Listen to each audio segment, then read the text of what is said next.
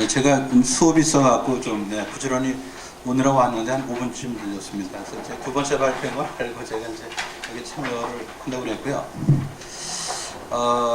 여기 긴급 토론의 제목이 법과 원칙이 무너지고 정쟁만 난무하는 이게 대한민국 진단이죠. 우리가 사실 여기에 함몰돼서 우리 좌절하겠다는 게 아닙니다. 그래서 뭔가 다시 일어나는 이제 단초를 우리가 하여튼 뭐 조그맣지만 하여튼 이렇게 좀 마련하겠다 이렇게 한 거고요. 그래서 이제 4개 세션인데 그 중에서 이제 경제입니다. 그래서 이제 사실은 이 제목만 정하면 그 다음에 글은 쉽게 써지더라고요. 그래서 이제 이 제목을 이제 정하는 게 중요한데, 그래서 이제 앞에 우리 큰 타이틀하고 연결도 돼야 되고요. 그리고 이제 여기서 현상이지만은 이제 사실은 이제 진단을 통해서 뭔가 우리 바꾸자는 것이 함축적으로 들어와 있죠. 그래서 키워드가 정쟁과 포퓰리즘입니다. 그래서 정쟁과 포퓰리즘, 경제 악법에 포획된 한국 경제. 조금 더 우리가 이거를 좀 길게 쓴다면 시계 제로라고 써도 될 것 같습니다. 그래서 우리가 시계 제로니까 우왕좌왕 하지 말자가 아니고요. 걷어내자는 거죠. 걷어내자. 정쟁은 걷어내고 포퓰리즘 걷어내자. 우리 여기서 좀 주저앉을 수는 없잖아요. 사실. 그래서 뭔가 이게 그 퇴폐적인 그런 제목이 아닙니다. 사실은 걷어내자. 그리고 이제 뭐 그 시민단체지만 하여튼 사실은 이제 뭐 정권하고는 뭐 저거고요. 근데 정치 세력하고 이 시민단체 간에는 좀 예각이 필요한 것 같아요. 예각이. 그래서 이제 여야에 대해서 뭐 그들의 어떤 행태에 기초해서 잘못된 거를 좀 나름대로 좀 예리하게 좀 비판을 좀 하겠습니다. 그래서 여기 뭐 정당에서 오신 분들은 뭐 안 오실 것 같고요. 뭐 오신 적도 없고, 그러고 그 민주당에서 오신 분들이 있으면은 또 저건데, 제가 조금 민주당에 대해서 근거를 갖고 좀 싫은 소리를 좀 올리겠습니다. 네. 그리고 보면은 제가 이제 경제학도죠. 경제학도. 그리고 이제 경제학, 뭐 이제 교수인데, 교수의 직업은 뭐냐면 제가 볼 때는 뭐 가리키고 그런 게 아니고요. 저도 뭐 포함되지만, 그러니까 이념과 가치를 선택하는 직업이 교수 같습니다. 사실 그래서 그 기초하에서 제가 가리키고, 이걸 선호하는 친구들을 이제 뭐 제가 이제 가리키고, 또 저를 선호하지 않는 친구는 다른 데 가서 또 뭐 배우려는 건데, 근데 우리 경제에서 지금이야말로 자율, 책임, 뭐 이런 걸 다시 한번 강조하더라도, 아무리 강조하더라도 늦지 않고 또 지나치지 않습니다. 그래서 이제 이 정쟁도 사실은 참 창피한 거죠. 예, 생산적이지 않고, 그러고 정쟁에 빠지면 현실이 흐려지기 때문에 인식이 정확하지 않아요, 우선요.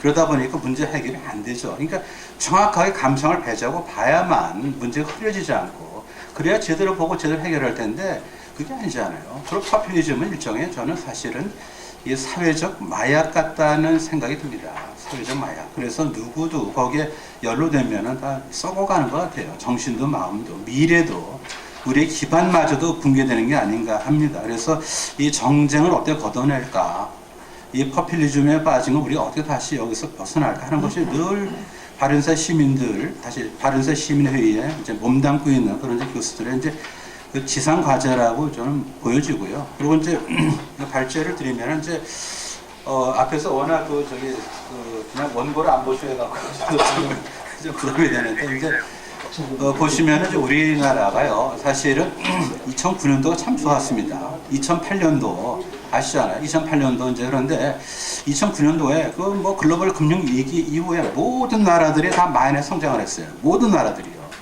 우리나라만 0.3%라는 경이적인 플러스 성장을 했습니다. 예, 그리고 2010년도에는 무려 6.2%라는 경제 성장을 했고요. 그 덕에 G20 의장국이 됐습니다. 제가 볼 때는 2009년도 우리가 어려웠으면 그 어림도 없어요, 사실.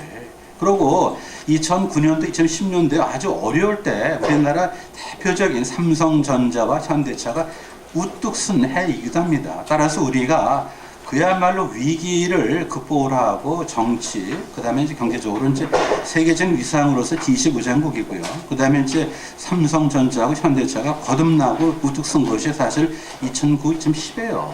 그런데 2010년도 8.15 때 공정사회론 얘기 나오고, 그 최시중 그 당시에 방통위원장께서 삼성전자가 분기 최대 이익을 냈는데 누가 거기에 동참하고 기꺼이 거기에 박수를 치겠냐라는, 그렇게 해서 안 될 말을 한 것이, 그것이 태풍이 눈이 됐습니다. 그래서 나비 효과라는 거는요, 여기도 적용돼요. 그 사소한 날개짓이 그것이 그 다음에 뭐 공정사회, 경제, 민주대박. 우리나라 경제가 2011년부터 무지하게 나빠졌습니다. 2011년, 2012년, 2013년까지 아주 나빠졌어요. 선거 끼고요. 그래갖고 아시다시피 우리나라 좀 경제 성장률이 2%대가 말이 됩니까 지금요? 말이 안 되는 거죠. 2%대 경제 성장률은요, 죄송하지만은 한 4만 불에서 5만 불쯤 되는 나라들에 어울리는 숫자입니다, 사실. 거기에 대해서 위기의식이 없어요, 위기의식이요. 이해가 안 돼, 보면요. 그리고 이제 몇 가지 지표를 좀 더 말씀드리면 기가 막힌 거예요. 우리나라가 그 경제 규모 면에서요, 세계 2004년도에 11위를 차지했어요. 2004년도에요. 경제 규모입니다. 그것이 2008년도에 11위로 미끄러졌고요. 지금 15위로 또 미끄러졌어요. 계속해서 미끄러집니다. 그러니까 우리나라를 경제 규모 면에서 추월한 나라 계속 생기고 있다는 거예요. 그리고 조금 디테일한 숫자긴 하지만 최근 3년간 거래소에 신규 출생 신고한 기업이 없어요. 지금 저출산은요, 아이만이 아닙니다. 지금 여기 뭐 보시다시피 말이죠. 여기 잠깐 좀 보시면은 2011년도에, 그러니까 이제 소위 말해서 IPO라고 그러죠. 최근 3년간 신규 상장사가 74곳, 우리나라 규모예요. 그 다음에 2011년에 28곳, 2013년도에 지금 6월까지 지금 13곳이에요. 13곳. 그러고요, 전체 상장 기업 수도 줄어요. 그거 알고 계세요? 2011년에 1822개, 2012년에 1789개, 하여튼 이게 좀 내로막길입니다, 지금요. 따라서 우리가 기업은 뭐 부가가치를 만드는 데 아니에요. 따라서 경제 젖줄이죠. 경제 젖줄이 말라가고 있어요. 그런 마당이 무슨 포퓰리즘이죠. 무슨 정쟁이죠, 도대체요. 너무 한심한 거죠. 그래서 좀 화도 나고 그래서 우리가 진짜 정쟁을 걷어내지 않고 포퓰리즘에서 우리 스스로 나오지 않고서는 우리 미래가 없다라고 단언을 합니다. 단언을 합니다, 지금 제가. 그래서 몇 가지를 좀 포인트를 잡아봤는데요. 그래서 여기 보시면요. 15분밖에 좀 시간이 없으니까 정쟁을 두 가지로 좁혔습니다. 하나는 뭐냐면 이제 소위 기초연금이죠. 수정했는데 그 박근혜 대통령이 정식으로 사과를 했는데 거기 보면 이렇습니다. 요체가 세계 경제가 불확실하고 세금이 안 거쳐서 뭐 재정 건전성 때문에 할 수 없이 이렇게 합니다. 죄송합니다. 근데 세계 경제가 침체돼서 그건 아니에요. 우리나라가요, 최근 10년 사이에 세계 경제 성장의 평균을 쫓아간 애가 딱 두 배밖에 없어요. 2009년도, 2010년도예요. 따라서 세계 경제가 나빠서 우리가 세수가 약해서 복지를 못한다는 게 아닙니다. 남의 핑계입니다. 남의 핑계. 사실은 뭐냐면은 그냥 희망 섞인 얘기를 하다 보니까 계산을 철저히 못하고 준비 없이 일단 말을 꺼내놨는데 실행하지 못했습니다라는 어떤 이실직고랄까 어떤 좀 그런 것이 정확한 얘기죠. 이거를 뭐 세계 경제가 이렇게 되니까 할 수 없이 뭐 이게 마지막 선택이다. 그거는 아닌 것 같아요. 그거는요. 근데 더 가관은 뭐냐면은 민주당을 보세요. 민주당을요. 솔직히 우리가 다 염려하지 않았습니까? 이게 증세 없이 무슨 복지가 되는 것도 아니고요. 그리고 또 뭐 갑자기 복지를 하는 것이 하늘에서 떨어진 재원 갖고 하는 것도 아닌데 민주당은 어떻게 보면 더 앞서갔죠. 그럼에도 불구하고 정권 책임자가 아니라고 그렇게 발을 빼면서 얘기하는 건 그건 참 비겁하다고 봐지고요. 거기 뭐 썼지만은 원내 뭐 꽤 위력 인사인데 뭐 왜 나치라는 얘기까지 하죠. 나치. 예를 들어서 보면 우리가 뭐 민주당은 대한민국 속에 있습니다. 하지만 우리는 민주당과 관계없는 사람도 많이 있어. 왜 나치라는 얘기를 왜 들어야 되는 거죠? 거기 보면 그런 게 있잖아요. 그다음에 뭐 화장실 정권이라든지 뭐 이런 품위 없는 얘기를 통해서 사람들한테 뭐를 갖다 던지는지 모르겠어요. 누구 침뱉는 것밖에 없는 거죠. 그렇게 해서 결국 뭐냐면은 무슨 뭐 신뢰를 갖다가 중시하는 대통령이 원칙을 훼손하는 대통령이 돼버렸다라고 해서 정쟁의 어떤 그거는 진짜 아닌 것 같아요. 그래서 참 보면 우리가 좀 크게 보고 상대한테 데미지를 주려면은요, 논리에 기초해서 촌철살인을 해야 되죠. 그냥 막 휘두르다 됩니까 그게? 나치가 왜 나오고 휘태가 왜 나오고 도대체 화장실이 왜 나오고 도대체 말이죠. 그다음 또 두 번째 이제 가장 중요한 게 민주당 사람들은요, 입만 열면은 부자 감세예요. 그래서 제가 도대체 무슨 얘기인가? 부자 감세 100조를 맨날 얘기하더라고요. 국회의원께서 나오시면서 제가 이거는 같이 좀 보시겠습니다. 보시면 여기 13페이지가 있는데요. 거기 보면은 이제 부록이 있어요. 부록에 저기 아래 푸트노트에. 그래서 위에 올리지 않고 이제 아래를 뺐는데 이거는 그 민주통합당에서 제가 그대로 갖고 온 거예요. 테이블을요. 따라서 제 얘기 아닙니다. 저는 인용을 한 건데 뭐냐면은 이런 근거로 해서 오른쪽에 99조 5천억에 감세를 했다는 거예요. 근데 그 기준을 제가 설명해 드리기 참 저는 이해를 못하겠어요. 공당으로서 이런 얘기를 할 수 있는지. 뭐냐면은 조세 부담률 감세 전, 그 다음 실제 B는 뭐냐면은 이제 2008년도부터 이명박 정권이 들어왔잖아요. 그러니까 2008년부터는 자기네들이 이제 정권을 잡았더라면 과거에 기초해서 뭐 이런 식으로 조세 부담률을 이제 뭐 올렸겠다고 가정을 하는 가공 숫자죠. 그래서 21.3, 21.1, 21.4 이렇게 됐는데 이명박 정부가 들어와서 실제 20.7 이렇게 했다는 겁니다. 이런 식으로. 근데 보면은요, 이 조세 부담률은 뭐냐면은 GDP에 대비한 조세 뭐죠? 액이에요. 따라서 경제 성장이 잘 되는 조세 부담률이 내려가는 거예요. 그리고 어떻게 보면요, 거꾸로 보세요 지금요.